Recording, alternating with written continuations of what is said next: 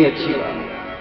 जीवन कैसा साधारण त्योहार नहीं है, जीवन एक अखंड पर्व है। तो मरने से डरने वाले को जीवन जीने का अधिकार। यही इसी मृत्यु के भय को निवृत्त करने के लिए राजा परीक्षित सुखदेव जी के समक्ष बैठे हुए। और सुखदेव जी जो महापुरुष है, ब्रह्मज्ञानी पुरुष है, अवधूत है, निरपेक्ष है, अनपेक्ष है, वे सुखदेव मुनि जो स्वयं जो मुक्त हुआ है और बस वही सामने वाले को मुक्त कर सकता है, और स्वयं मुक्त नहीं है तो नहीं कर सकता। इसलिए सुखदेव जी एक दृष्टांत देने लगे राजा परीक्षित को कि राजन, हेमंते प्रथमे मासी नंद ब्रज कुमारिका। हेमंत ऋतु के प्रथम महीने में क्या है कि जो ब्रज की गोपिकाएं हैं, चैर्हविष्यं भुञ्जानः कात्यायनं चन्द्रव्रतम्।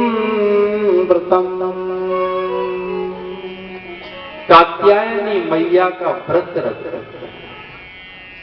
और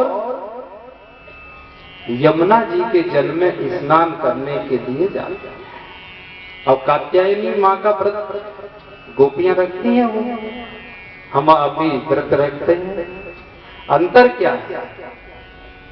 अंतर यह है कि उनका जो लक्ष्य है, उनका लक्ष्य क्या है कि भगवान कृष्ण से हमारा मिलन हो, यह उनका उद्देश्य है। इस उद्देश्य को लेकर के वे व्रत रखती हैं। और हम और आपका उद्देश्य क्या रहता है व्रत का? कि संसार की वस्तु की कामना करते हैं कि यह वस्तु मुझे मिल जाए मैं उपवास रखूंगा, यह वस्तु मुझे मिल जाए मैं उपवास रखूंगा, ऐसा मेरा काम हो जाए यह मैं उपवास करूंगा, मैं मंदिर जाऊंगा। संसार की कामनाओं की पूर्ति के लिए पूजा पाठ और ये सभी कर्म किए जाते हैं, है ना। और सकाम कर्म का फल क्या कहा श्रीमद् भगवत गीता ने, तो श्रीमद् भागवत महापुराण ने। यहाँ श्रीमद् भागवत महापुराण इसलिए हम और आपके लिए, क्योंकि हम और आप बहुत आगे निकल चुके हैं, बहिर्मुख हो चुके हैं, इसलिए 18,000 श्लोकों में ये विस्तार कर दिया है कि जिससे हमारे आपके समझ में आए भिन्न भिन्न प्रकार के दृष्टांत। तो क्या कहा कि सकाम यदि पूजा होती है कि मुझे ऐसा हो जाए मैं व्रत रखूंगा, है ना, तो वह क्या है, वह नौकरी लगी आपके बच्चे की और आपका व्रत बोलो फल दे गया। और यदि आप बिना किसी कामना के भगवान से मिलने के लिए व्रत रखो, भगवान से मिलने के लिए मंदिर जाओ, भगवान से मिलने के लिए मंत्र जाप करो, तो फिर भगवान से मिलन होगा। और भगवान से इस संसार का भगवान से मिलन हो गया है तो कभी भी भगवान से आप अलग नहीं हो सकते हैं। भगवान हमेशा आपके साथ ही रहेंगे, वो तो रहते ही हैं, लेकिन आप समझ गए। और यहाँ क्या है, मान लो आपने बड़ा व्रत किया, 16 सोमवार व्रत रखा, ठीक है, आपने कहा मेरे बच्चे की नौकरी लगी, नौकरी यदि लग गई तो क्या आपकी समस्या का समाधान हो गया? तो फिर व्रत रखोगे 16, फिर आप किस लिए रखोगे? अब इसलिए रखोगे कि अभी केवल विवाह का कहा था, ये तो कह ही नहीं पाते कि अच्छी बहू आए, तो बहू तो आजकल कैसी आ रही है आप सबको पता ही है। और वो किस लिए आ रही है कि मोल भाव कर लेते हैं। अब इसलिए हम बार बार कथा में इसलिए कहते हैं कि यदि आप सोचो कोई भी और कोई हो ऐसा विद्वान कहे कि आपकी बात गलत है, तो चलो मंच से उतर के नहीं, अभी खड़े होके कहते हैं कोई बात नहीं। हम आपको बताते रहते हैं, लेकिन समझ में आना बड़ा कठिन। हमारे इर्द गिर्द जो लोग यही नहीं समझ पाते। कुछ लोग कहना ये है कि भागवत करा लो, ऐसा टेंट लगवा लो, टेंट में बैठ जाओ, सोई अपने पुरखा तर गए, हम उतर गए। कुछ लोगों का कहना है, ज्यादातर लोगों का कहना ये है। अब कितने तर गए हो तो कितनों के पुरखा तर गए। यदि एक कोई कह दे तो अभी हम गद्दी छोड़ के भग जाए, तुम्हारे पैर पकड़ने छूट गए। जिन्होंने 20-20 लाख की भागवतें करी, बुरा लगने को नहीं कहते, और लग जाए तो अपन डर जाए। 20-20 लाख 50-50 लाख की भागवतें करते, रुपया है तर कितने लगे। क्यों? क्योंकि ये मान्यता तोड़नी ही पड़ेगी। यदि आप पंडा टेंट से तरते हो तो जिनका टेंट है वो पहले तरता है, फर्स्ट नंबर तो उसका ही लगेगा। तुम्हारे पटेल भी बैठे हैं वाटिका टेंट वाले, तो उनका बड़ा लाभ हो जाए, तो फर्स्ट नंबर पे हमारे। लेकिन उनका भी कि उन्होंने ये सब मेहनत की और बैठकर वो सुनते भी। अच्छा लड़का बैठकर सुनता है ध्यान से, और बदलाव भी सुन करके उस बात पर चलेगा, ज्यादा भक्ति पूजा नहीं। यदि कोई ऐसा कोई भक्त क्या जो अपने लड़के का विवाह करे और एक भी रुपए की इच्छा न रखे, ऐसा कोई हो जाए तो निश्चित ही उसका कल्याण है। कोई धुरंधर नागर जी महाराज तो खड़े करवाए थे, बताओ कौन कौन ऐसा है, हाथ खड़े करे कि हम नहीं लेंगे। हाँ नहीं, वो नागर जी हमारे साथ तो है, आप तो हमारे बच्चे माट साहब, हम हाथ खड़ा नहीं करवा रहे थे, तो माट साहब बच्चू माट साहब हमारे आए, हमारे साथ थे, और मतलब नागर जी महाराज हाथ खड़े करवाते थे सब। तो वो बहुत बड़े संत हैं।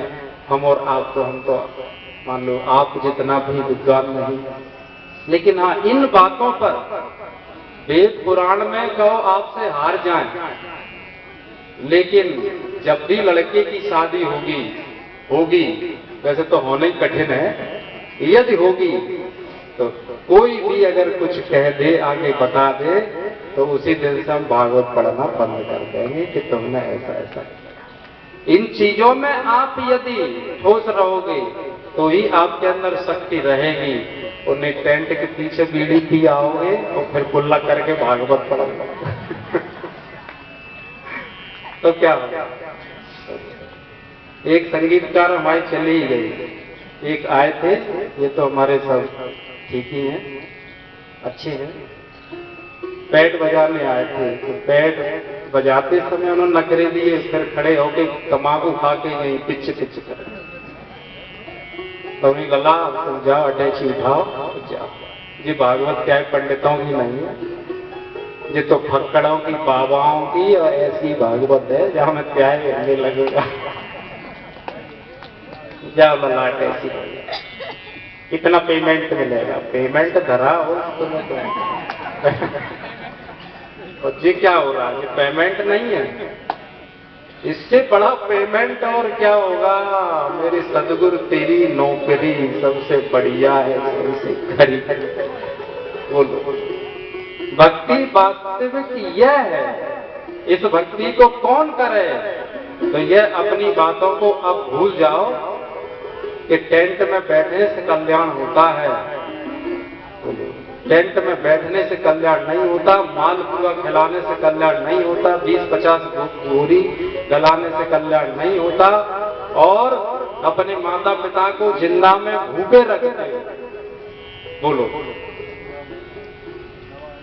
पहले तुम खा पी लेते हो, बहुएं पहले खा लेती समोसा कचौड़ी सब, और सास बेचारी भूखी बैठी, ससुर भूखे बैठे हैं, और उसके बाद मरने के बाद फिर देखो कैसे कैसे नौता करते हैं। उनकी सहेली, उनके सहेला, उनके नातेदार, रिश्तेदार, जाने कितने कितने इकट्ठे होते हैं।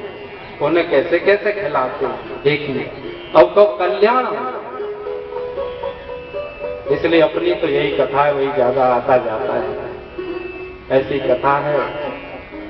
और इन बातों को यदि आप वास्तव में अपना, हम और आप कल्याण चाहते हैं, शक्ति संपन्न बनना चाहते हैं, आत्मविश्वास अपना जगाना चाहते हो, तो बस यही टेंट से नहीं, सुन करके और उसे समझना चाहिए, श्रवण मनन और निधिध्यासन, और उसके बाद बस उसको जब आचरण में लाना चाहिए। आचरण में उतर गई तो निश्चित ही आपका कल्याण होगा, फिर कोई भी आपके कल्याण को रोक नहीं सकता।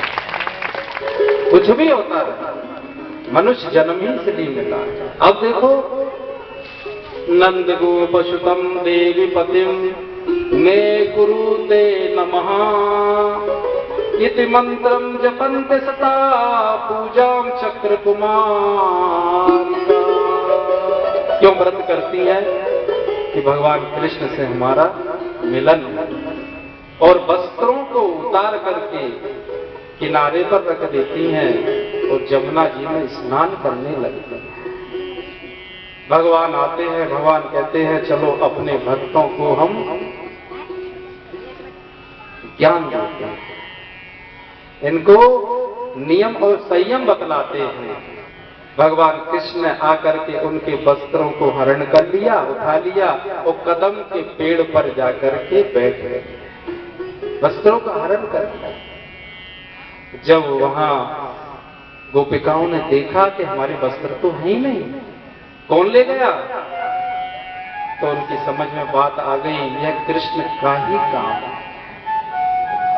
कृष्ण से इतना उनका प्रेम है, क्योंकि भक्त और भगवान के बीच जो सेतु है वो प्रेम ही होता है, प्रेम का संबंध है। गोपियां कहती हैं हमारे वस्त्रों को दे दो, कृष्ण कहते हैं हम तुम्हें ज्ञान देने आए हैं। कभी भी गोपियों, ये तो माध्यम है, गोपियां तो हम और आपको बतलाने आए। कहा गोपियों, कभी भी नदी तालाब में वस्त्र पूरे उतार करके स्नान नहीं करना चाहिए, क्योंकि वरुण देवता को कष्ट होता है, उससे आपको पाप लगता है। अब ये गोपिकाओं को नहीं, हम और आपको, कि कभी भी नदी में तीर्थों में जा करके और पूरे वस्त्र उतार करके जो स्नान करते हैं उनको पाप लगता है। वस्त्र उतार कर तो इस तरह स्नान नहीं करना चाहिए, यह सिद्ध। और कहा, सुखदेव मुनि कहने लगे कि राजा परीक्षित, इसका आध्यात्मिक पक्ष यह है कि भगवान कृष्ण वस्त्रों को चुराते हैं। वस्त्र माने आपका जो देहा अभिमान, देहा अभिमान कि मैं ये देव हूं, और जब देह का अभिमान है तो देह के धर्मों का अभिमान होगा, और देह के धर्म का अभिमान है कि मैं ब्राह्मण हूं, मैं क्षत्रिय हूं, वैश्य हूं, शूद्र हूं, तब तक मुझे कोई प्राप्त नहीं कर सकता है। भगवान देहाभिमाने गलते विज्ञाते परमात्मना यत्र यत्र मनो याति तत्र तत्र समाधया। देहा अभिमान के गलने से ही, अब ये साधना से ही तो होगा, बिना साधना के देहा अभिमान कैसे जाएगा? कितना कठिन है, कितना कठिन है। रट लेना सरल है, लेकिन इसे समझना कितना कठिन है। तो देह स्थूल, सूक्ष्म और कारण, ये तीन ड्रेसें पहने हुए है जीव, ये तीन ड्रेस पहने हैं जीव। हम और आप देह तो नहीं है, तो फिर क्या जीव है?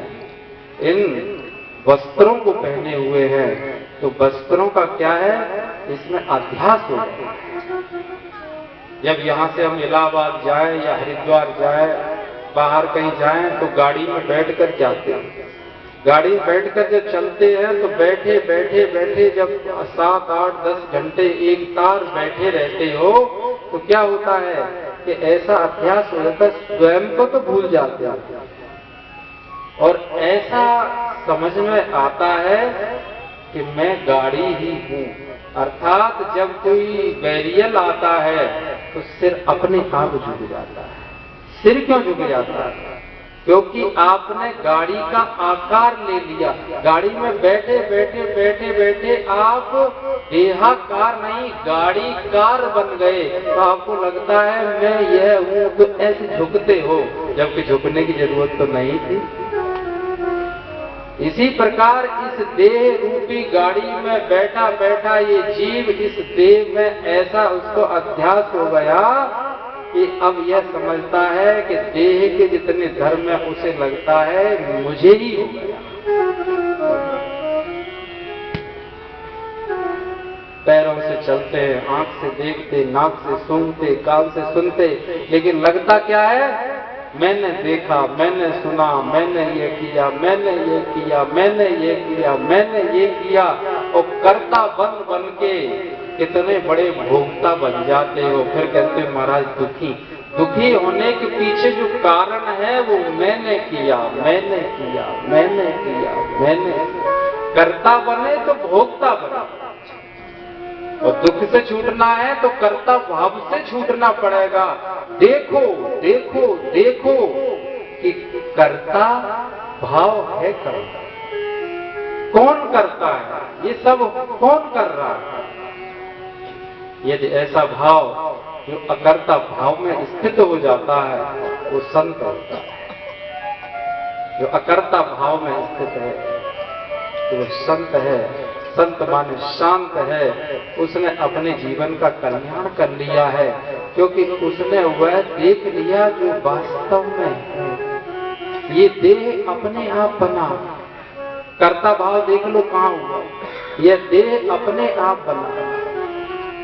पुरुष के स्त्री जो माँ के गर्भ में हम और आप थे, माँ के गर्भ से पहले पुरुष अपने पिता के देह में थे, पिता के देह से पहले अन्न में थे, अन्न से पहले इस पृथ्वी में थे, उससे पहले जल में थे, उससे पहले अग्नि में थे, उससे पहले वायु में थे, उससे पहले आकाश में थे, और उससे पहले परम पिता परमात्मा में थे।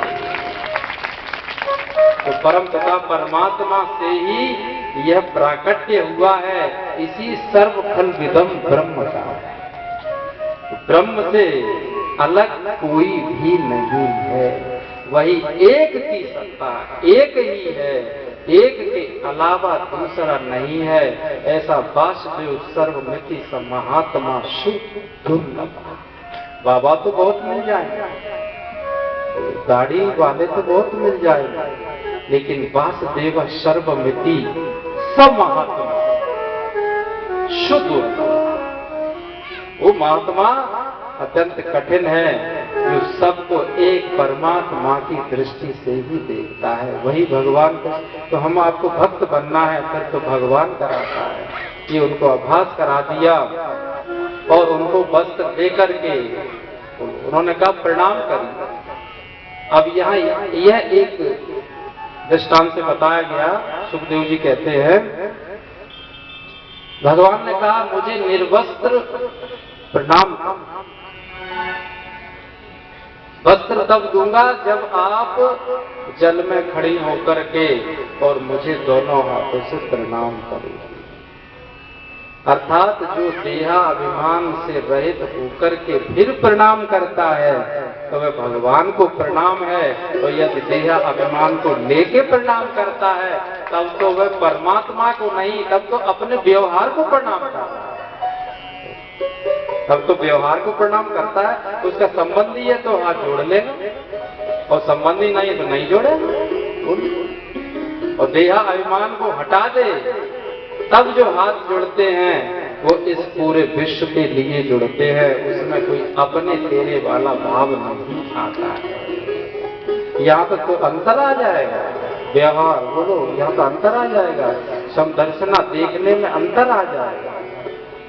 इसलिए ये भगवान बता रहे हैं कि मुझे प्रणाम करिए। गोपियों ने खड़े होकर के दोनों हाथों से प्रणाम किया। हालांकि पहले गोपियां कुछ अपने अंगों को ढक रही हैं हाथों से। वो कहते भगवान बस यही तो कि यदि थोड़ा भी आपको संकोच है, दया अभिमान है, ढकना है या पर्दा है, तब तक ही मैं तुमसे दूर हूं। जिस दिन ये पर्दा हट गया उस दिन मैं तुमसे दूर नहीं और तुम मुझसे दूर नहीं। ये अहंकार रूपी पर्दा है कि हम और आपको मनुष्य जन्म मिला, प्रयास करना है बड़ा कठिन, लेकिन प्रयास करना है। वही वास्तविक मनुष्य है, सच्चे अर्थ में मनुष्य वही है जो अपनी सभी आवश्यकताओं की ईमानदारी से पूर्ति करता हुआ और ज्ञान मार्ग पर आगे बढ़ता है। वही सच्चे अर्थों में क्या है, वही है मनुष्य। और आगे बढ़ाते हुए कथा को कहा, भगवान कृष्ण कहने लगे हमें आपकी जो इच्छा है, जो आपकी कामना है, उसकी पूर्ति हम शरद पूर्णिमा की जो रात है उस दिन हम आपको मिलेंगे, हम और आपका मिलन होगा। उस दिन हम आपकी पूरी इच्छा पूर्ण कर देंगे, उस दिन हमारा आपका मिलन होगा। ऐसा कहकर के और वहां यह दृष्टांत समाप्त किया सुखदेव मुनि ने। राजा परीक्षित से कहने लगे कि उसके बाद यज्ञ पत्नियों पर कृपा की कृष्ण और बलराम। वहां भी ये बताना चाहते हैं कि जब गाय चराने कृष्ण और बलराम जाते हैं तो उस समय कुछ ब्राह्मण यज्ञ कर रहे थे।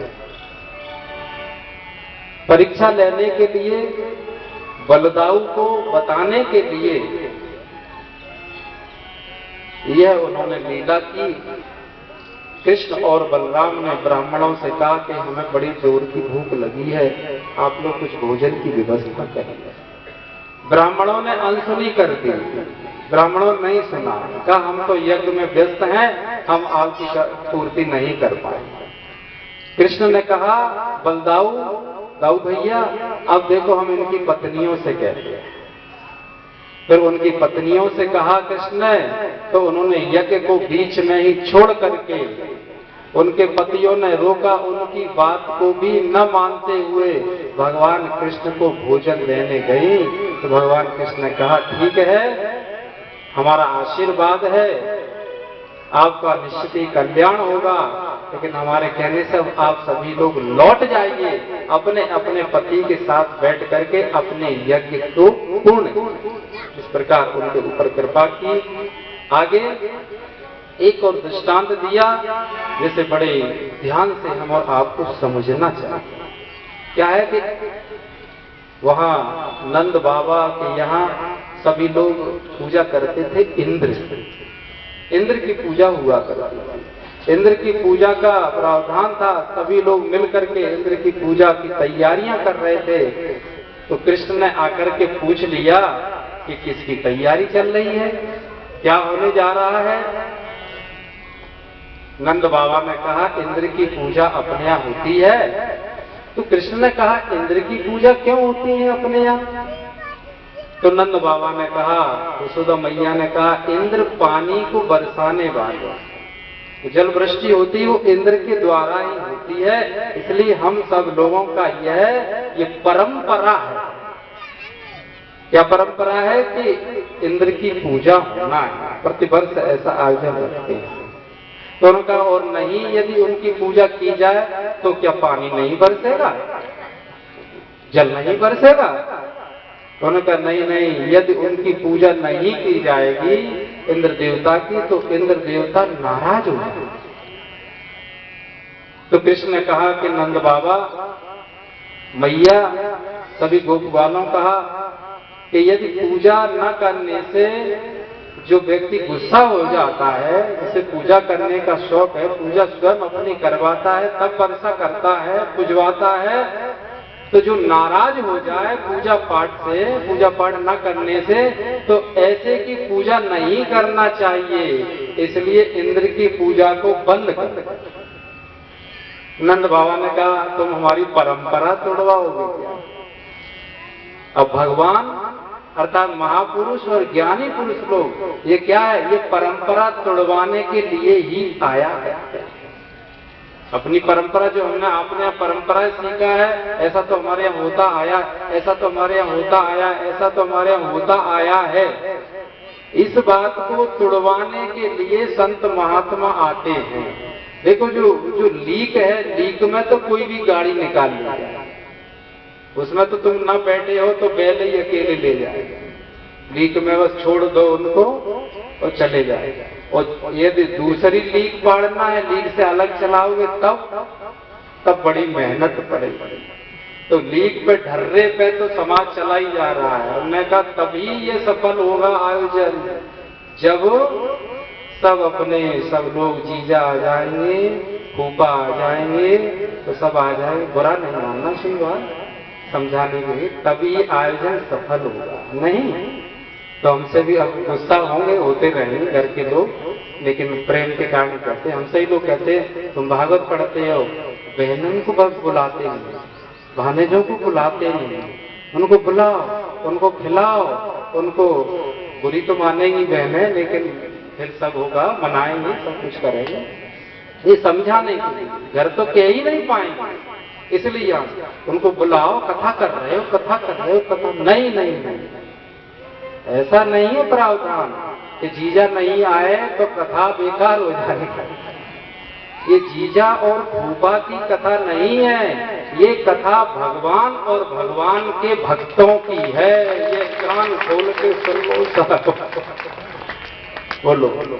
इसलिए इसमें तो जीजा, फूफा, बहन, भानेजों को भी मिलकर के, और ये बड़ी हम हिम्मत करके सुना पाते हैं, मिलकर इसमें सहयोग करना चाहिए। 10 रुपए बने तो 10 रुपए देना चाहिए, इसमें लेने की नहीं सोचना चाहिए। कठिन पड़ जाए। और भागवत ग्रंथ में कहीं लिखा हो, आप हमें बताओ, भागवत ग्रंथ में कहीं ऐसा लिखा हो कि जीजा फूफा से ही होती है, लेकिन यहाँ परंपरा। अब देखो लकीर से अलग चल रहे हैं ना, तो कठिनाई आएगी। लकीर से अलग चलोगे, दूसरी लीक डालोगे तो होगा कुछ नहीं। लौट फेर के उन्होंने कहा, वो एक जने की मृत्यु हो रही थी, उन्होंने कभी किसी कुछ दिया ही नहीं साहब। जब दिया नहीं तो पंडित जी आए, उन्होंने कुछ दान करना पड़ेगा। लड़का भी खड़ा था, सब लोग खड़े, कुछ दान करो। अरे गाय ले आए, तो गाय ये किसी को दे दो। तो उन्होंने पंडित जी तुम नहीं मानते, हम तो मरी रहे, हमने आज तक किसी को कुछ नहीं दिया, तो गाय को हमें नरक भेजना चाहते, स्वर्ग का इंतजाम किया, नहीं कुछ तो देना पड़ेगा। तो मैं कहा नहीं मानते तो ठीक है। पंडित जी गैया जब मोड़ा की अम्मा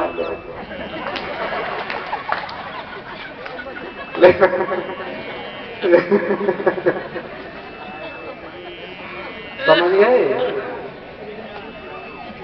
आप? आपको बुरा लगे, नीचे हम उतर रहा है, आप हमें चनकटे दे, कोई बात नहीं, लेकिन आपके हाथ जोड़ के पैर छू के आप सब लोग प्रणाम करते हुए सभी बड़े बुजुर्गों को कहेंगे कि इसमें क्या है, इसमें लौट फेर के वही बहन भानेज नहीं, ये उनके लिए बनाया है जो कभी कुछ नहीं करता है। उनको अपने बहन भानेजों के रिश्ते से ही उनको देना चाहिए, कुछ हाथ से छोड़ना चाहिए। और वास्तविकता यह है कि बहन भानेजों सबको मिल करके, अरे जब भानेज अरबपति है, करोड़पति है, लखपति है, तो फिर यह तो जिनके पास है नहीं, उनके लिए दान पुण्य उनको देना।